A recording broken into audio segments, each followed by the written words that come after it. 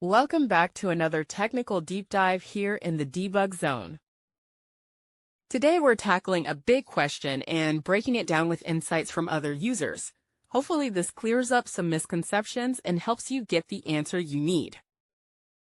So buckle up, stay a little curious, and let's jump right in.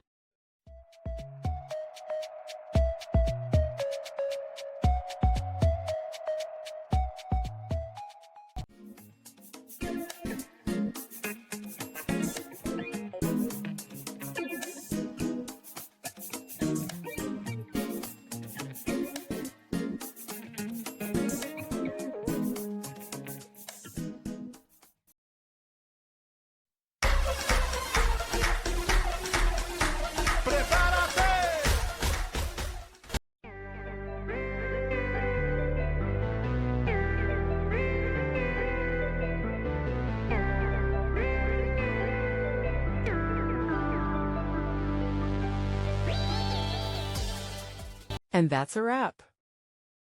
I hope you found the answer you were looking for. If you did, take a second to hit that subscribe button. It really helps out. And let me know in the comments which solution worked best for you. See you next time in the debug zone.